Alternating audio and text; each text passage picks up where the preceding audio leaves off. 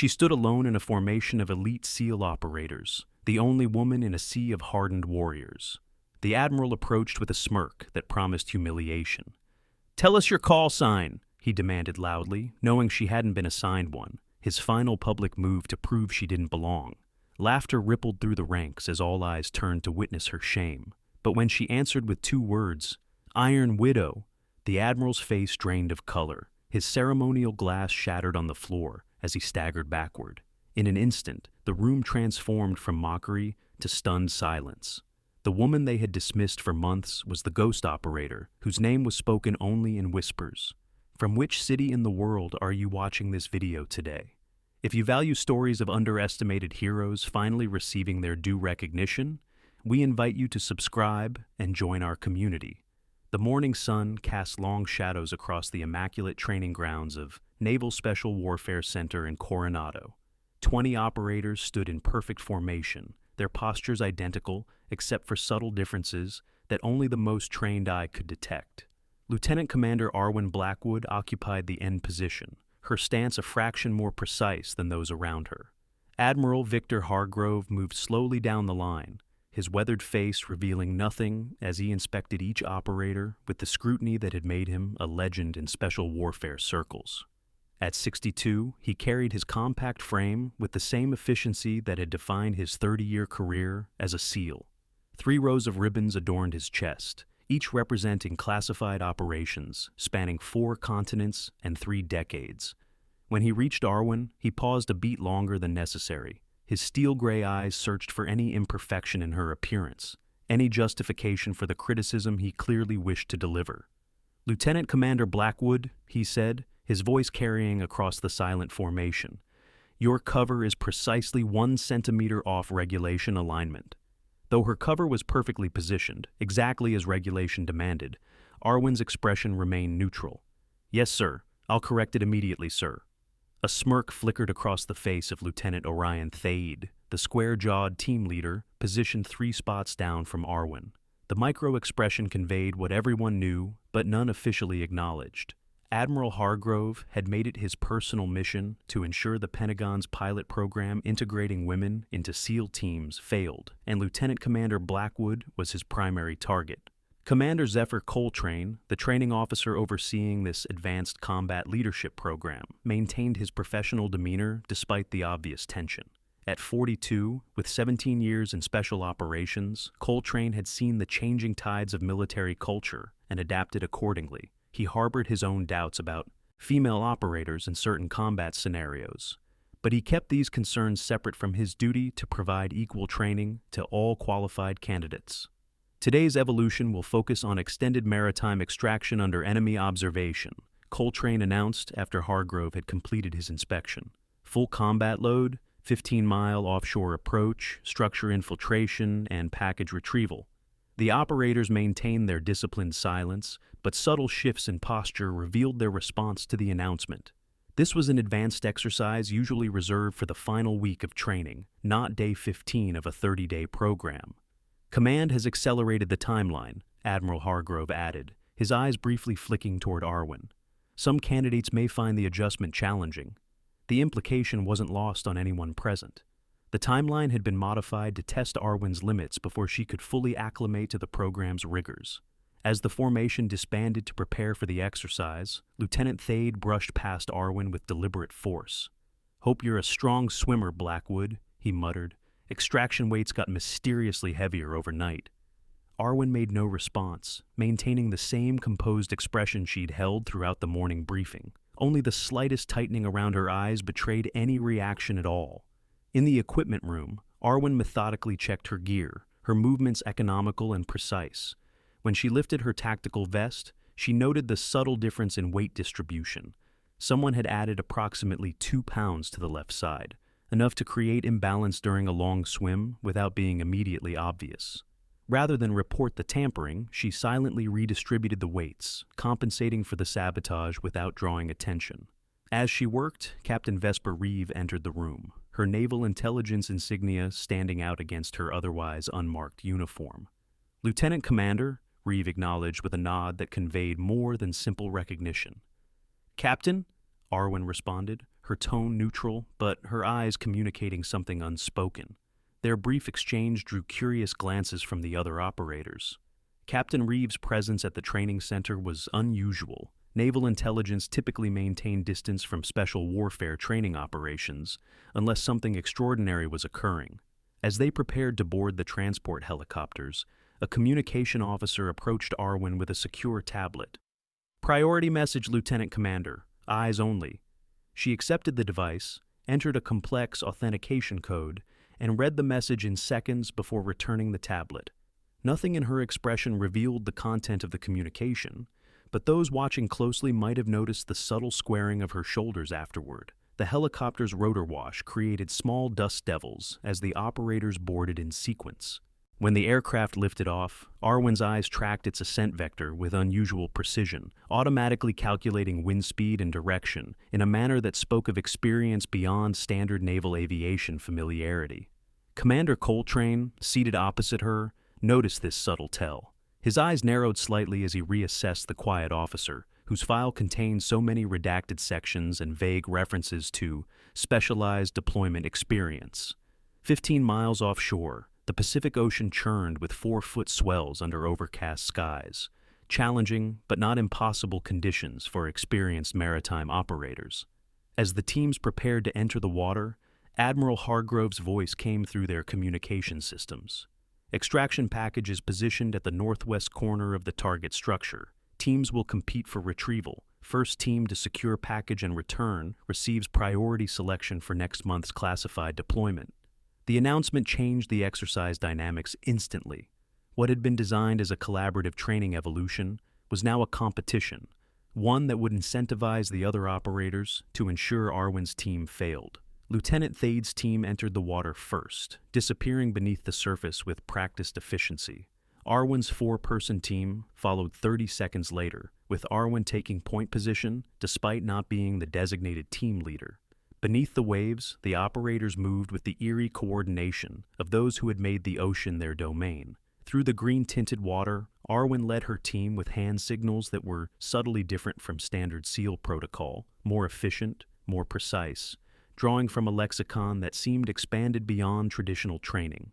Lieutenant Astreus Kelwin, the junior member of her team, noticed the difference immediately. He'd graduated Bud S training just 8 months earlier, but even with his limited experience, he recognized that Arwen's underwater communication style reflected techniques he'd only heard rumors about, techniques supposedly developed for deep cover operations in denied maritime territories.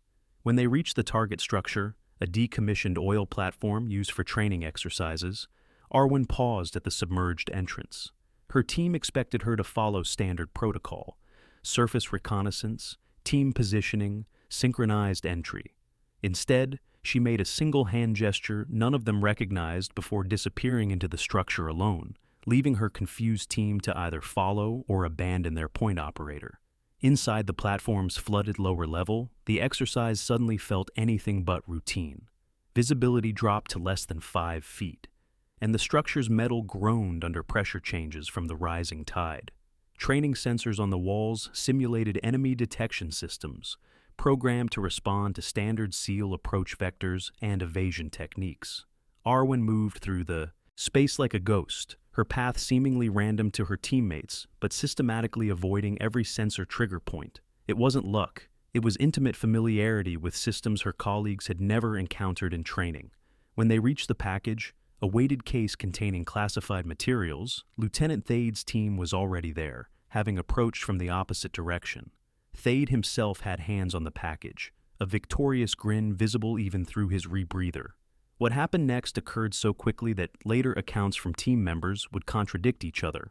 Arwen executed a maneuver that momentarily disrupted visibility, created a tactical advantage through deliberate current manipulation, and somehow, without direct confrontation, resulted in her team securing the package while Thade's team found themselves responding to a perceived secondary threat that didn't actually exist. As they extracted from the structure, package secured, Lieutenant Kelwin couldn't shake the feeling that he'd just witnessed something beyond the capabilities taught in any SEAL training program he'd encountered.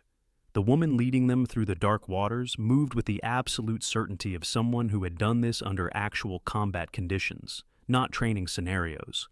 Back aboard the command vessel, Admiral Hargrove received the exercise results with poorly disguised displeasure. Time differential was minimal, he noted, dismissing Arwen's team's clear victory. And unconventional tactics suggest poor adherence to established protocols. The mission parameters prioritize successful extraction over methodology, Admiral, Arwen responded, her tone respectful but unflinching. The Admiral's eyes narrowed. Protocols exist for a reason, Lieutenant Commander. Creative interpretation of rules might work in training scenarios, but real combat operations require disciplined execution of established tactics. A flicker of something, perhaps irony, perhaps challenge, crossed Arwen's face before her features returned to their usual composed neutrality. Yes, sir. Understood, sir. From across the deck, Captain Reeve observed the exchange with careful attention. When her eyes met Arwen's, a silent communication passed between them, one that carried years of shared understanding. That evening, as the operators gathered in the Advanced Training Center's briefing room, Commander Coltrane announced the week's culmination ceremony. As is tradition for this program, each operator who successfully completes advanced combat leadership training receives their official call sign during the final ceremony. These call signs reflect the qualities and achievements that define you as special warfare operators. Lieutenant Thade glanced meaningfully at Arwen. Some traditions are earned, not given, he said, just loudly enough for those nearby to hear. Admiral Hargrove will personally present each operator with their call sign. Coltrane continued. The ceremony includes representatives from SOCOM, Naval Special Warfare Command, and several partner forces. It's a significant milestone in your careers. After the briefing, as operators dispersed to their quarters, Captain Reeve intercepted Arwen in a secluded corridor. The Admiral has made his position clear, Reeve said quietly, her voice barely above a whisper. Has he compromised the operation? Arwen asked, her own voice equally low. No. He's behaving exactly as expected, Reeve replied. The final assessment comes at the ceremony. All parameters remain unchanged. Arwen nodded once. And the package? Arriving tomorrow, 7 years to the day.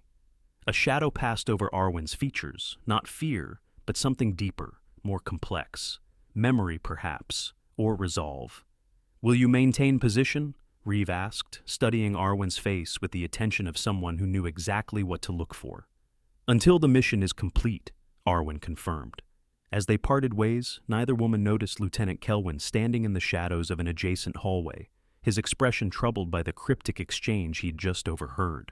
The following days brought a series of increasingly demanding training evolutions, each seemingly designed to isolate or disadvantage Arwen. Yet through each challenge, she maintained a level of performance that was precisely calibrated, never failing, but never demonstrating capabilities that might draw undue attention.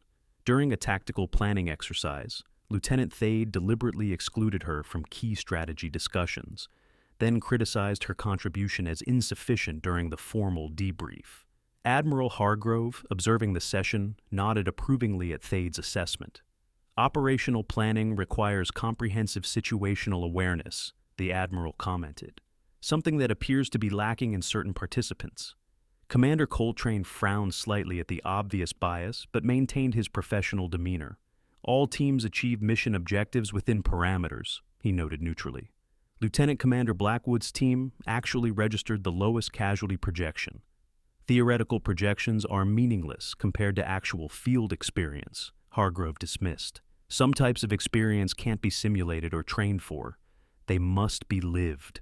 The statement hung in the air like a challenge, the implication clear. Regardless of her performance, Arwen lacked the combat experience that defined real operators. Later that afternoon, as the teams prepared for night infiltration training, Lieutenant Kelwin approached Arwen cautiously. Since witnessing her unusual capabilities during the underwater extraction, he had found himself reassessing everything he'd assumed about the quiet officer. "Commander," he began hesitantly, "that maneuver you used at the oil platform, I've never seen that approach before." Arwen continued checking her equipment, her movements methodical.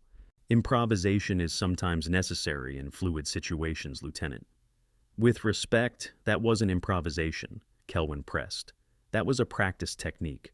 I've been trying to find it in the advanced tactics manuals, but there's nothing even close." She paused briefly, assessing him, with eyes that revealed nothing of her thoughts. Not everything worth knowing appears in manuals, Lieutenant. Where did you serve before this assignment?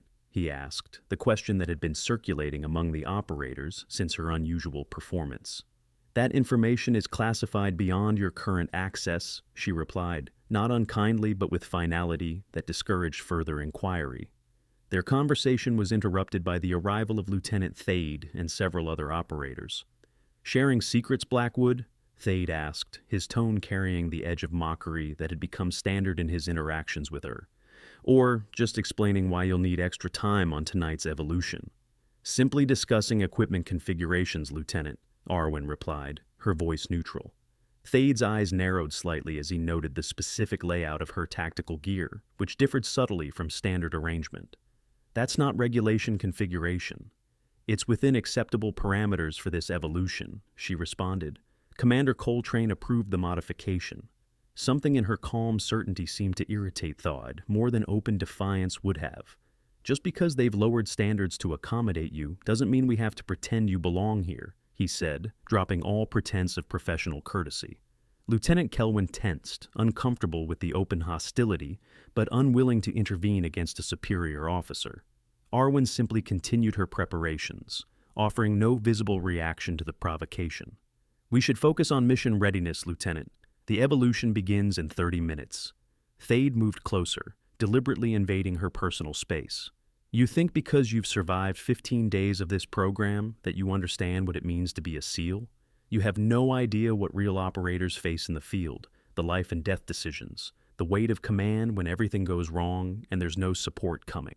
For the first time, a flash of something dangerous appeared in Arwen's eyes before she controlled it. I understand more than you might think, Lieutenant. Prove it then, he challenged. Tonight's evolution, your team against mine, no restrictions, full tactical autonomy. Let's see what you're really made of when the rulebook goes out the window. Commander Coltrane's voice cut through the tension. That's enough, Lieutenant Thade. This program isn't about personal competitions. With respect, Commander, Thade argued, competitive pressure reveals true operational capability. Isn't that the point of this entire program? Coltrane considered this, then glanced at Arwen. Lieutenant. Commander, your thoughts? I have no objection to Lieutenant Thade's suggestion, she replied calmly. Battlefield conditions rarely conform to training parameters. Adaptability under pressure is a valuable skill to assess. Something in her response seemed to surprise both Thade and Coltrane, though for different reasons. Very well, Coltrane decided. Tonight's evolution will feature direct competition between teams. Standard safety protocols remain in effect, but tactical approaches are at team leaders' discretion. As the operators dispersed to complete their preparations, Captain Reeve appeared beside Coltrane. Interesting modification to the training schedule, she observed. Not my preference, Coltrane admitted, but sometimes revealing moments emerge from unexpected situations. Indeed they do, Commander, Reeve agreed, her gaze following Arwen as she moved efficiently through her pre-mission routine. Sometimes that's precisely the point. The night infiltration evolution unfolded under a moonless sky, perfect conditions for the type of covert operations SEALs specialized in. Both teams inserted via fast rope from helicopters into densely forested terrain 5 miles from their objective, a simulated enemy communications center. Thade's team moved with aggressive confidence, taking the most direct approach possible while maintaining reasonable cover. Their progress was rapid and efficient, exactly what would be expected from experienced operators. Arwen's team, by contrast, seemed to disappear entirely. Their tracking beacons showed minimal movement for the first 30 minutes, causing the command center to wonder if they had encountered technical difficulties. Blackwood's team appears stationary, Admiral Hargrove noted with poorly concealed satisfaction. Perhaps the terrain is proving more challenging than anticipated. Commander Coltrane studied the tactical display with professional interest. Their position suggests they may be gathering intelligence rather than moving directly toward the objective. Or they're stuck and too proud to call for assistance, the Admiral suggested. Captain Reeve's expression remained neutral as she observed the tracking data. Only someone looking very closely might have noticed the slight tension around her eyes as the minutes ticked by with no apparent movement from Arwen's team. At the 1 hour mark, Lieutenant Thade's team had covered nearly 70% of the distance to the objective, their progress textbook perfect for a standard SEAL insertion. Thade will reach the objective at least 30 minutes before Blackwood's team even gets close, Admiral Hargrove predicted. This should conclusively demonstrate the performance differential I've been documenting. The words had barely left his mouth when the tactical display erupted with alerts. The simulated enemy communications center, which should have been unaware of any approaching forces, had suddenly gone to high. Alert status. All indicators showed they had detected Thade's team, despite their textbook approach. "What happened?" Hargrove demanded. "Did someone trip a sensor?" Commander Coltrane's brow furrowed as he studied the incoming data. Negative. The alert appears to have been triggered by communications intercept, not physical detection. As they watched, Thade's team was forced into defensive positioning, their planned approach now compromised. The element of surprise, essential to the mission's success, was completely lost.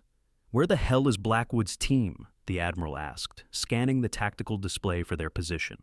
The answer came moments later, as new alerts flashed across the screen. The communication center's security systems were failing in sequence, their carefully designed defenses disabled by what appeared to be a coordinated electronic and physical breach from an unexpected vector. "They're already inside," Coltrane realized, genuine surprise evident in his voice. But how? Their beacons never showed approach movement.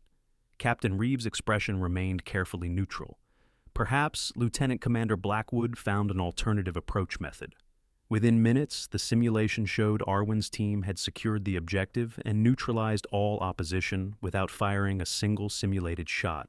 Meanwhile, Thade's team remained pinned down by superior enemy forces, unable to advance or retreat without sustaining significant casualties. The command center fell silent as the implications became clear. Not only had Arwen's team succeeded where Thade's experienced operators had failed, but they had done so using tactics that none of the observers, including Admiral Hargrove, could readily identify or explain. "I want a full debrief immediately upon their extraction," Hargrove ordered, his voice tight with barely controlled anger. This evolution was clearly compromised somehow.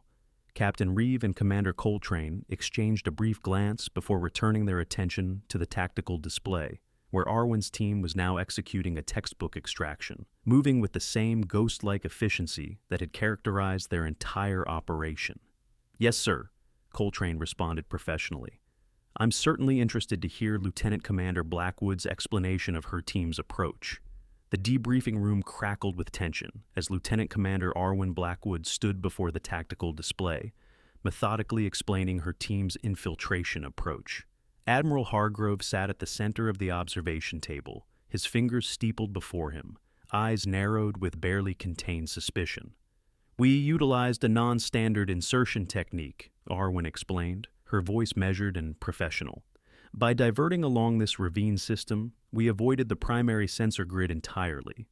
That ravine doesn't appear on standard topographical maps," Commander Coltrane noted, studying the display with genuine interest. "It's a seasonal drainage feature," Arwen replied, "only visible during certain months or after studying historical satellite imagery." Lieutenant Thade leaned forward, his earlier confidence replaced by reluctant curiosity. "Even accounting for the ravine, your team covered that distance in impossible time. We employed a modified equipment configuration," she continued, displaying images of her team's gear arrangements. "By redistributing weight and utilizing alternative carry methods, we increased movement efficiency by approximately 22%. Admiral Hargrove's jaw tightened visibly. "These modifications aren't part of standard SEAL tactical doctrine." "No, sir. They're adaptations developed for specific operational requirements," Arwen acknowledged. "They remain within regulatory parameters while optimizing performance for this particular terrain profile." "And the communications intercept that compromised Lieutenant Thade's team," Coltrane pressed. "How exactly did you manage that without specialized equipment?" For the first time, a flicker of hesitation crossed Arwen's face. "We repurposed standard-issue communication gear with modified protocols." "Impossible," Thade interjected. "Standard gear doesn't have that capability." "Not with standard configurations," Arwen agreed. "But with certain adjustments learned during previous deployments, functionality can be significantly expanded." Admiral Hargrove slammed his hand against the table, the sharp sound cutting through the room. Enough evasions, Lieutenant Commander. You employed classified techniques outside the scope of this training program, techniques that you have no documented training or authorization to utilize. The room fell silent as all eyes turned to Arwen. Even Captain Reeve, observing from the back of the room, tensed slightly at the direct confrontation. With respect, Admiral, Arwen replied, her composure unbroken. My full operational history and training record contains classified sections that aren't accessible at this briefing security level. I have Alpha 9 clearance, Hargrove countered. There is no operation conducted by Naval Special Warfare that I cannot access. Something subtle shifted in Arwen's expression. Not quite a smile, but the barest hint of knowledge held in reserve. Yes, sir. The simple acknowledgement carried implications that rippled through the room. If Hargrove's Alpha 9 clearance didn't grant him access to Arwen's full record, then whatever operations she had participated in existed outside standard naval special warfare command structures, something theoretically impossible for a naval officer of her rank. Captain Reeve stepped forward smoothly. Admiral, perhaps we should continue this discussion in a more appropriate setting. Lieutenant Commander Blackwood's team achieved all mission parameters with exceptional efficiency. For training purposes, that outcome should be our primary focus. Hargrove's eyes darted between Reeve and Arwen, clearly sensing layers of meaning in their exchange that he couldn't fully decode. This isn't over, Lieutenant Commander, he said finally. Commander Coltrane will complete the standard debrief. I expect your team's full report on my desk by 0800 tomorrow. As the Admiral departed, the atmosphere in the room shifted perceptibly. Thade studied Arwen with new intensity, reassessing everything he thought he knew about the quiet officer who had just outmaneuvered his experienced team using tactics he couldn't identify despite years of special operations experience. Dismissed, Commander Coltrane announced after completing the formal debrief requirements. Excellent work by both teams under challenging conditions. As the operators filed out, Lieutenant Kelwin lingered behind, waiting until he could approach Arwen privately. That drainage ravine, he said quietly. It doesn't appear in historical satellite imagery either. I checked. Arwen regarded him steadily. You have good attention to detail, Lieutenant. My father served in special reconnaissance. He taught me that what isn't said often matters more than what is. Kelwin hesitated before continuing. Whatever you're really doing here, Commander, I don't think it's what Admiral Hargrove believes it is. Focus on the training, Lieutenant, she replied, neither confirming nor denying his implied question. This program has valuable lessons for everyone involved. Before he could respond, Captain Reeve appeared at Arwen's side. Lieutenant Commander, a moment of your time. Kelwin nodded respectfully before departing, leaving the two women alone in the debriefing room. Reeve activated a small electronic device that emitted a subtle hum, establishing a localized counter-surveillance field. The Admiral is accelerating his inquiries, Reeve informed her, voice low despite the security measures. He's requested your complete service record directly from Naval Personnel Command. They'll provide the official version, Arwen replied calmly. Yes, but he's also reaching out through unofficial channels, former teammates, previous commanding officers. As expected, Reeve studied her face closely. He's growing desperate. That makes him dangerous. It also makes him predictable, Arwen countered. The culmination ceremony is in 3 days. Everything remains on schedule. And if he attempts to remove you from the program before then? He won't, Arwen said with quiet certainty. His pride demands public vindication, not administrative maneuvers. He needs to prove he was right about women in special operations, especially to the visiting dignitaries and command staff. Reeve nodded slowly. The package arrived this morning. Secure storage in my quarters until the ceremony. Any word on our ghost? Still silent, but if our theory is correct, they'll make contact at the ceremony. It's their last opportunity. Arwen's expression hardened almost imperceptibly. 7 years is a long time to wait for answers. Some missions require patience above all else, Reeve reminded her, deactivating the counter-surveillance device. We're close, Arwen. Don't lose focus now. The following morning brought a new evolution. This one focused on close-quarters battle techniques in urban environments. The training facility had been configured to simulate a multi-story structure with complex interior architecture, challenging even experienced operators' tactical movement and decision-making. Admiral Hargrove observed from the elevated control room, his attention fixed on Arwen with predatory focus. Beside him, a visitor in the uniform of a Marine Corps general studied the proceedings with professional interest. "The female officer," the general noted.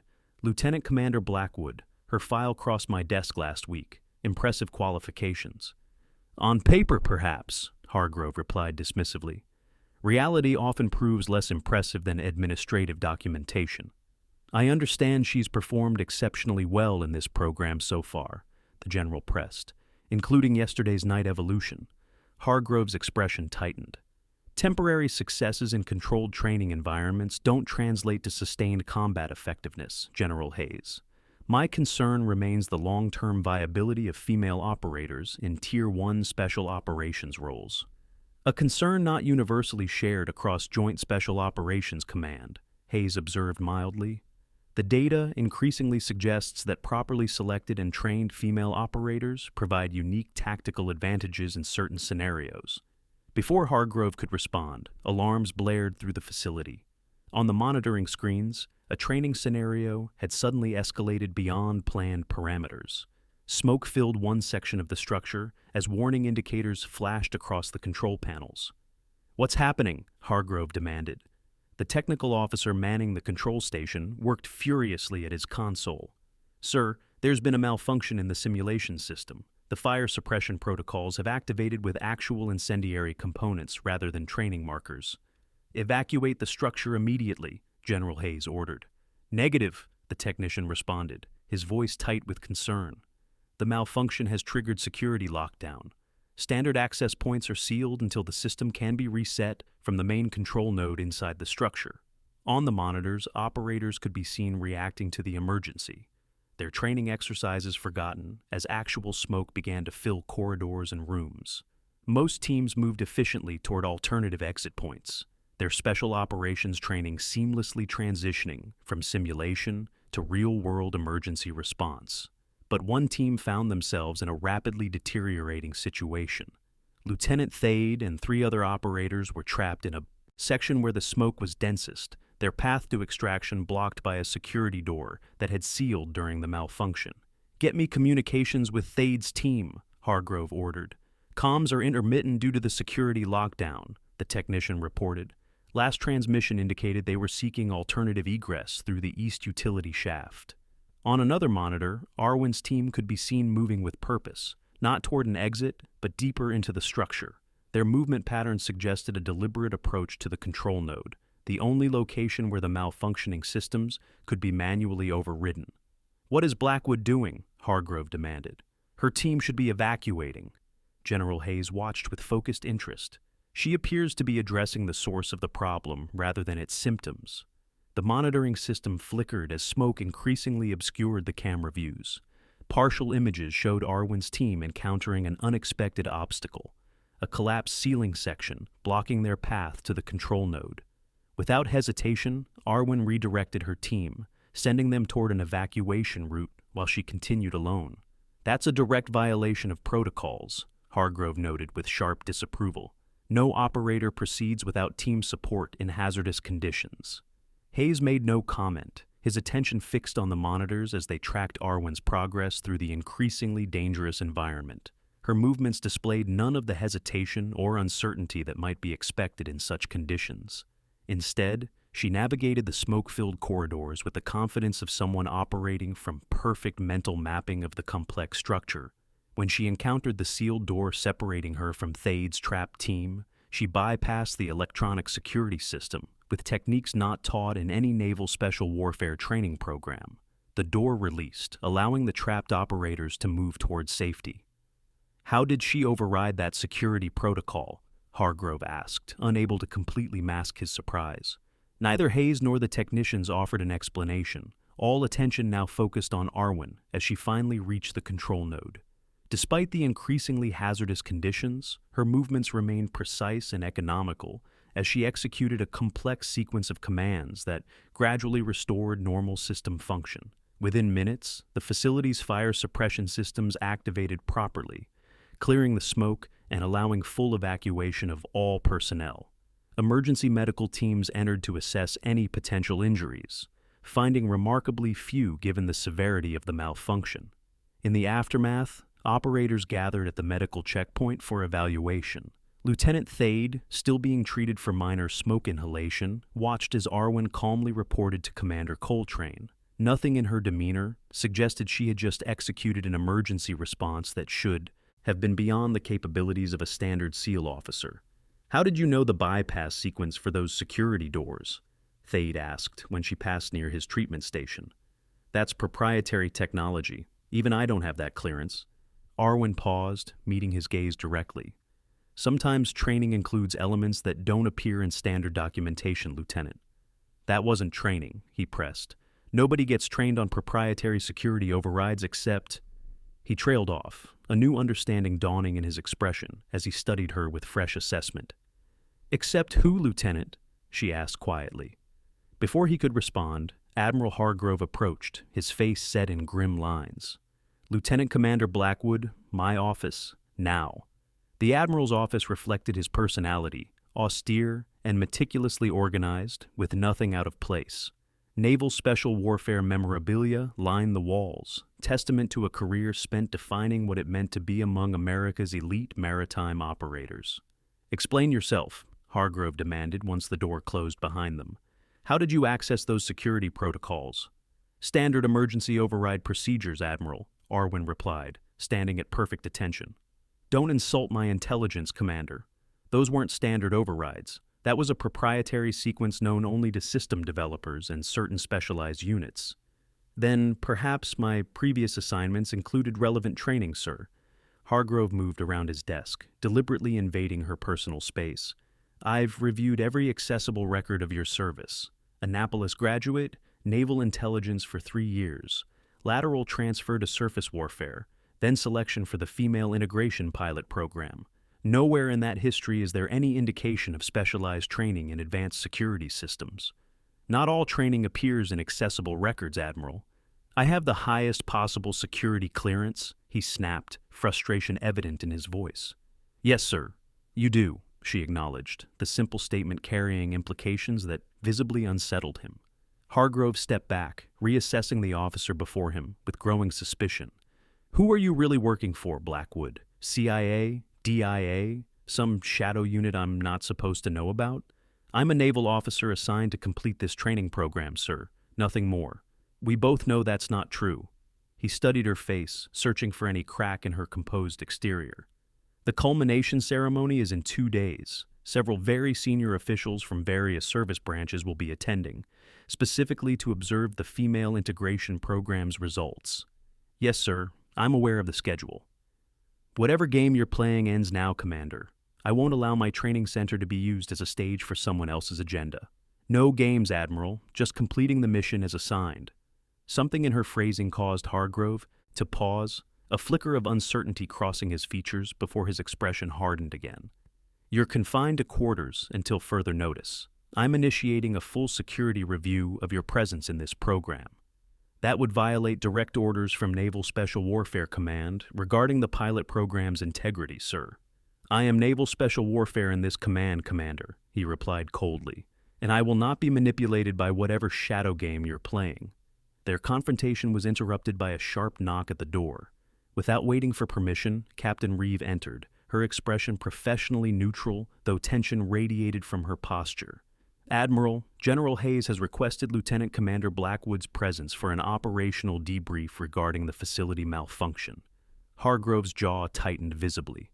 "The commander is currently engaged in a security review, Captain."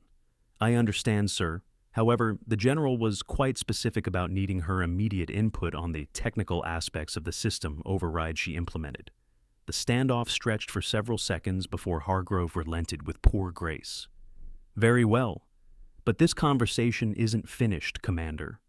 "Of course not, sir," Arwen replied with perfect military courtesy that somehow managed to convey nothing of submission. As they left the Admiral's office, Reeve led Arwen not toward any meeting with General Hayes, but to a secure communication room in the facility's restricted section. "We have a problem," Reeves said once they were alone in the secured space. The malfunction wasn't a malfunction. It was deliberate sabotage of the training systems. "Are Ghost making a move?" Arwen asked, her composure never wavering despite the implications. "Unclear, but the sabotage utilized access codes that should have been disabled after the Songwan incident, codes specifically tied to Admiral Hargrove's authentication profile." Arwen absorbed this information with the calm assessment of someone accustomed to processing critical intelligence under pressure. "He's forcing our hand." "Or someone is forcing his," Reeve countered. "The timing is too perfect. 2 days before the ceremony, just as key observers are arriving." "Has the Admiral's movement been tracked since the incident?" "Continuously. He hasn't attempted any unauthorized communications." Arwen considered this. Then either he's working with someone inside the facility, or someone else is using his access credentials. "Either possibility represents a critical security breach," Reeve noted. "We need to accelerate the timetable." "No," Arwen decided after a moment's consideration. "Changing plans now would alert whoever is making these moves. The ceremony remains our best opportunity to force exposure. It's also the highest risk scenario, with multiple flag officers and foreign observers present." "Which is precisely why it's the perfect moment," Arwen countered. "No one would attempt something truly catastrophic with that level of security present. This is about manipulation and exposure, not direct action." Reeve studied her colleague's face, seeing the absolute conviction behind her calm exterior. 7 years is a long time to carry this mission, Arwen. Some debts can only be repaid in full." Before Reeve could respond, the secure communication system activated, indicating an incoming message with the highest priority designation. The screen displayed a simple text: "Widow protocol initiated. Stand by for package delivery." Both women recognized the significance immediately. The endgame had begun, whether they were ready or not. The ceremony hall gleamed under carefully directed lighting. Naval Special Warfare Command had spared no expense for this particular culmination event, transforming the Utilitarian Training Center auditorium into a space worthy of the distinguished guests in attendance. American flags flanked a stage where a ceremonial display featured the SEAL Trident prominently. Officers in dress uniforms and foreign military attachés in their respective formal attire created a sea of medals, ribbons, and insignia representing decades of combined special operations experience. Admiral Hargrove stood center stage, resplendent in his full-dress uniform with rows of decorations testifying to a legendary career. Behind him, Commander Coltrane and Captain Reeve occupied positions of prominence alongside other senior officers. The graduating operators sat in the front row, their posture reflecting the discipline that had carried them through the grueling Advanced Combat Leadership program. As the formal proceedings began, the atmosphere carried the weight of tradition and earned respect. Admiral Hargrove approached the podium, his weathered features solemn as he addressed the assembled crowd. "For over 60 years, Naval Special Warfare operators have represented the pinnacle of American military capability," he began. "The men, and now women, who earn the right to serve in these units do so through extraordinary demonstration of physical strength, tactical expertise, and unwavering character." His emphasis on the word earn was subtle but unmistakable, especially to those familiar with his views on gender integration. "Tonight, we continue a tradition that dates back to the earliest days of Naval Special Warfare. Each operator receives their call sign, a name that will follow them throughout their special operations career. These names aren't chosen lightly. They reflect the essence of the operator, often commemorating a defining moment that revealed their true character under pressure." The ceremony proceeded with practiced precision. One by one, operators were called forward alphabetically, despite the previous announcement regarding seniority order, a change that caused subtle reactions among the graduating class. Each received a ceremonial chalice containing salt water, symbolizing the element in which SEALs were born as operators. As they drank, Admiral Hargrove announced their call sign and its significance. "Lieutenant Orion Thade," the Admiral announced when Thade's turn came.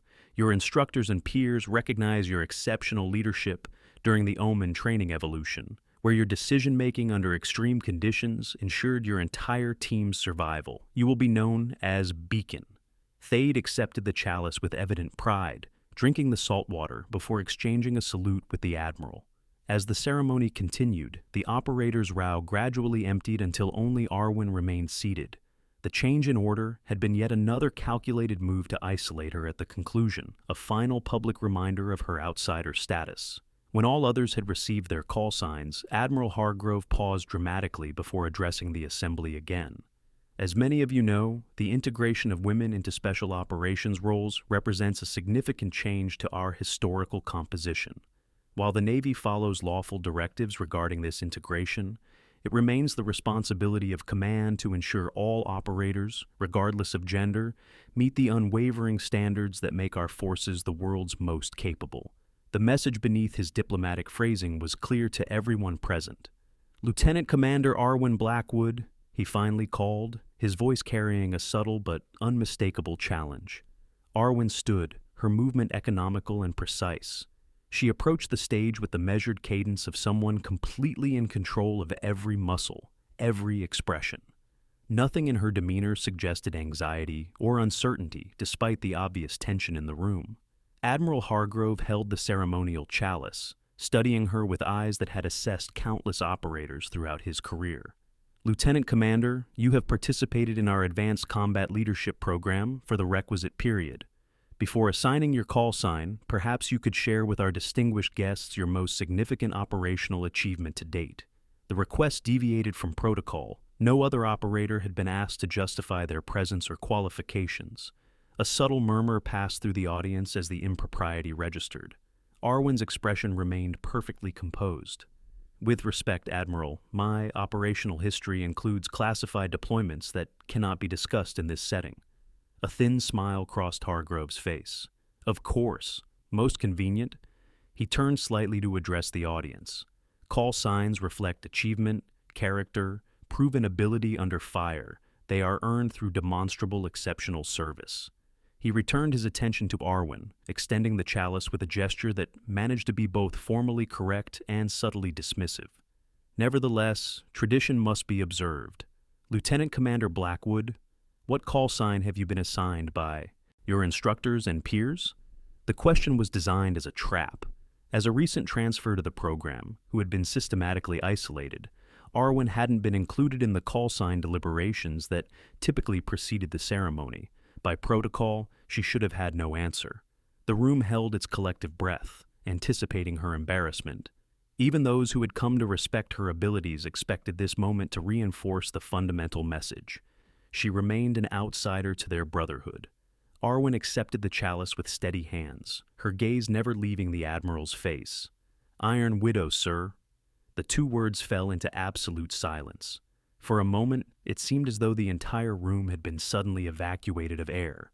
Admiral Hargrove's expression shifted from smug certainty to confusion to dawning horror in the span of seconds. The chalice slipped from his fingers, crashing to the stage floor and shattering into glittering fragments. Salt water spread across the polished wood like spilled secrets. "That's not possible," he whispered, all pretense of ceremony forgotten. "Iron Widow is a classified designation. You can't possibly—" "7 years ago," Arwen continued, her voice steady and clear enough to carry throughout the now silent hall, 6 SEAL operators were captured during a compromised intelligence operation in North Korea. They were held at a black site facility designated Songwon, presumed irrecoverable due to the political sensitivity of their presence in denied territory. Color drained from Hargrove's face. His hand moved to the edge of the podium for support. "Those operators included then Captain Victor Hargrove," Arwen continued. "After official rescue operations were deemed too risky, a specialized asset with the designation Iron Widow executed an unsanctioned extraction, recovering all 6 operators despite sustaining significant injuries during the mission." From the audience, Lieutenant Thade stood suddenly, recognition transforming his features. "You carried me 3 miles through mountain terrain with a broken femur," he said, his voice thick with emotion. "I never saw your face. They told us you were a local asset." Captain Reeves stepped forward then, removing her naval intelligence insignia to reveal the stars of a rear admiral. "Lieutenant Commander Blackwood's identity as Iron Widow has remained classified at the highest levels for operational security. Her placement in this program was the final phase of a 7-year counterintelligence operation to identify the source of the original mission compromise. Admiral Hargrove swayed visibly, his face ashen. "This is irregular," he managed, though his voice had lost all authority. "This ceremony has protocols." "Indeed it does, Admiral," Rear Admiral Reeve interrupted. "Protocols that don't include singling out specific operators for public humiliation based on personal bias." From his position in the audience, Commander Rourke stood next, followed by 2 other operators who had been part of the captured team in North Korea. As one, they rendered a formal salute to Arwen, not the casual acknowledgement of a ceremony, but the profound respect offered to someone who had saved their lives at great personal risk. The gesture spread through the room as other special operators recognized the significance of what was unfolding. Within moments, nearly every military member present was standing at attention. Saluting the woman they had just discovered was a living legend within their community. Admiral Hargrove sank slowly into the chair behind him, the weight of recognition and shame visible in every line of his body. His carefully orchestrated humiliation had transformed into his own public undoing. Arwen finally broke her composed silence. "Permission to address the assembly, Admiral Reeve." With Hargrove clearly incapacitated by shock, Reeve nodded. "Granted, Commander." Turning to face the still-standing audience, Arwen spoke with quiet authority that nonetheless carried to every corner of the hall. 7 years ago, I made a promise to 6 men I pulled from that facility. I promised that I would find who betrayed them, no matter how long it took or how high up the chain of command the betrayal went. She unpinned something from inside her uniform jacket, the Widow Spider brooch, which she now attached visibly to her collar. That mission ends tonight, with the identification of the compromise source. Every eye in the room followed her gaze to Admiral Hargrove, whose expression now showed the dawning horror of a man who realized he had been under investigation for years. The mission was compromised through a security breach at Naval Intelligence involving an Admiral's access codes, Arwen continued. Those codes belonged to Admiral Victor Hargrove, whose terminal was accessed while he was supposedly in a classified briefing. "I was in that briefing," Hargrove protested weakly. "I couldn't have—" "You left the briefing for 23 minutes, Rear Admiral Reeve interjected, a fact confirmed by multiple witnesses and security logs. During that time, your personal codes were used to access highly classified information about the North Korean operation." "That doesn't prove intent," Hargrove argued, desperation entering his voice. "It could have been negligence, leaving my station unsecured." "Which is why Lieutenant Commander Blackwood was assigned to this program," Reeve finished. "To observe your reaction when confronted with the operative who saved the men, your negligence nearly killed. Your systematic attempts to break her, to drive her out of the program, revealed a pattern of behavior consistent with someone desperately trying to protect their reputation at all costs." The hall remained silent as the full implications became clear to everyone present. Whether through negligence or something worse, Admiral Hargrove's actions had nearly cost 6 operators their lives, and for 7 years he had never acknowledged responsibility, instead building his reputation on their successful rescue, while simultaneously working to undermine the very programs that had made that rescue possible. In the heavy silence that followed, Lieutenant Thade stepped forward. Without speaking, he removed his newly awarded trident pin and placed it on the stage before Arwen, a profound gesture of respect that acknowledged her as the true embodiment of everything the insignia represented.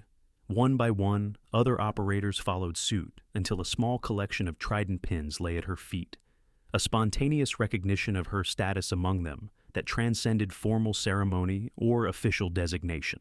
Admiral Hargrove watched this unprecedented display with visible distress. "This is highly irregular," he repeated, though his protest sounded hollow even to his own ears. "On the contrary, Admiral," Rear Admiral Reeve replied, "it is the most authentic expression of special warfare values I've witnessed in decades. These operators recognize one of their own, perhaps the best among them, regardless of gender or background. They honor excellence, courage, and sacrifice, precisely as they were trained to do." Turning to Arwen, Reeve continued with formal precision. "Lieutenant Commander Arwen Blackwood, call sign Iron Widow, you have completed the Advanced Combat Leadership Program with distinction. Your operational record, including 7 classified extractions and the Songwon recovery mission, places you among the most accomplished special operators in naval history. She extended a small case containing a special warfare insignia, modified with a small red hourglass symbol. By authority of Naval Special Warfare Command, and with the concurrence of the Joint Chiefs, you are hereby officially designated as the first female operator in the Naval Special Warfare Development Group, effective immediately. As Arwen accepted the insignia, the room erupted in applause, not the polite acknowledgement of ceremony, but the genuine recognition of those who understood exactly what they were witnessing, a moment when truth and justice aligned to correct years of misconception and prejudice. In the aftermath of the ceremony, the training center buzzed with activity as security personnel discreetly escorted Admiral Hargrove to a waiting vehicle for transport to Naval Intelligence Headquarters. The official story would involve his sudden retirement for health reasons, but everyone who had witnessed the evening's events understood the reality. Lieutenant Thade approached Arwen as she stood, speaking quietly with Rear Admiral Reeve. He waited respectfully until their conversation concluded before stepping forward. "Commander," he acknowledged, the respect in his voice genuine, "I owe you an apology. Several, actually." Arwen studied him with the same calm assessment she brought to everything. "You were operating under false assumptions, Lieutenant. We all do sometimes. Not just about you," he clarified, "about what strength looks like, about who belongs in these units." He hesitated before continuing. "I never saw your face that night in North Korea. You wore a tactical mask the entire time. But I remember your voice when you told me I wasn't going to die in that place. I've carried that promise with me for 7 years without knowing who made it." "The promise is what mattered," she replied, "not who gave it." "Maybe," he acknowledged, "but knowing now changes things, for all of us." He gestured to the other operators who had been part of her program, now gathered in small groups, their body language and expressions completely transformed from the dismissive attitude they had shown weeks earlier. Lieutenant Kelwin approached next, his expression one of newfound respect, tinged with lingering curiosity.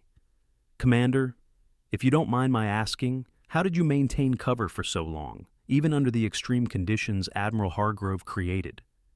A hint of what might have been amusement flickered across her usually composed features. "SEAL training teaches endurance under pressure, Lieutenant. I simply applied those lessons in a different context." "Will you be staying with the program now?" he asked. Before she could answer, Rear Admiral Reeve rejoined them. "Lieutenant Commander Blackwood has a new assignment effective immediately. Her experience will be invaluable in reshaping our special operations protocols for future integrated teams." As others gathered to offer their congratulations and respect, Arwen maintained the same composed demeanor she had shown throughout the program. Only those who knew her best might have detected the subtle signs of emotion beneath her controlled exterior, a sense of mission completed and promises kept. Later that evening, in the privacy of her quarters, Arwen finally allowed herself a moment of genuine reaction. She removed the widow spider brooch from her collar, studying it in the dim light, a tangible symbol of 7 years dedicated to a single purpose. A knock at her door preceded the appearance of Rear Admiral Reeve. "The official debrief is scheduled for 800 tomorrow," she informed Arwen. "Naval Intelligence will want a complete accounting of the investigation and your conclusions regarding Admiral Hargrove's involvement." "Was it worth it?" Arwen asked quietly, the question not directly related to the administrative details, but to something more fundamental.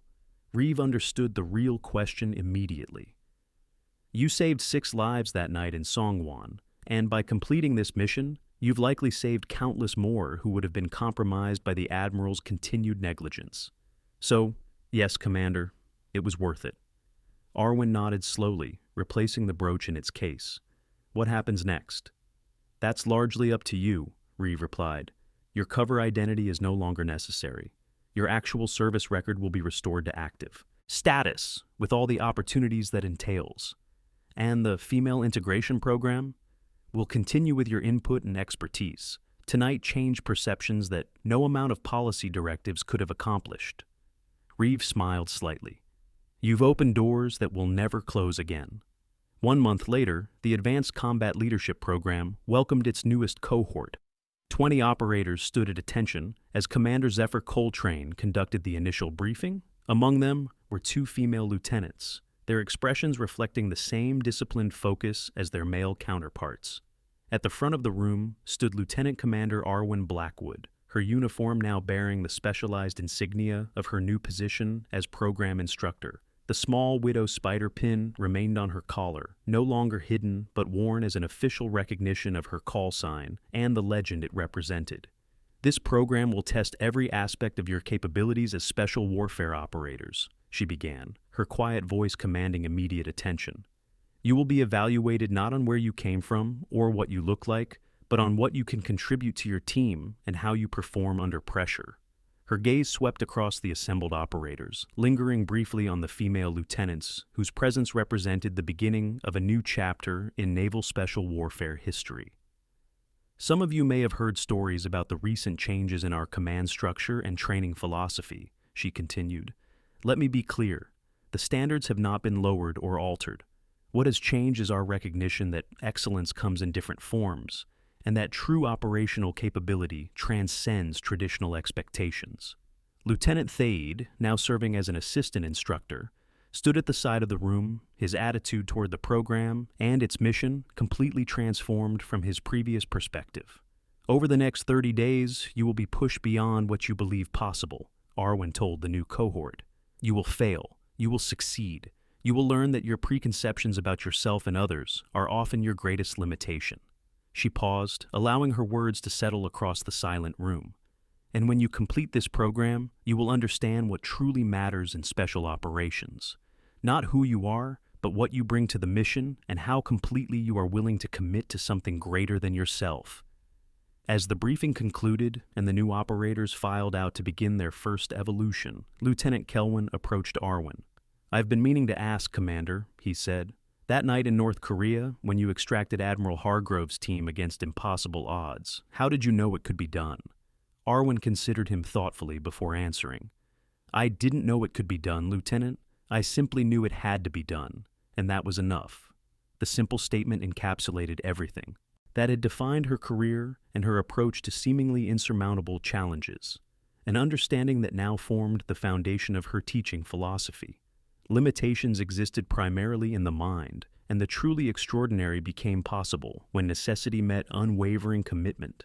As she watched the new cohort begin their journey, Arwen recognized that her own journey had come full circle. The mission that had begun in darkness 7 years ago had finally reached its conclusion in the light of public recognition, not for her personal glory, but for the principle that true excellence deserved acknowledgement regardless of its source. The widow pin on her collar caught the morning light, its red hourglass symbol no longer a mark of secret identity, but a proud declaration of capability and service, a visual reminder that sometimes the most formidable warriors were those most easily underestimated. Have you ever known someone who never asked for recognition but deserved more than anyone else? Share your experience in the comments below and subscribe to see more stories that remind us to look deeper than appearances.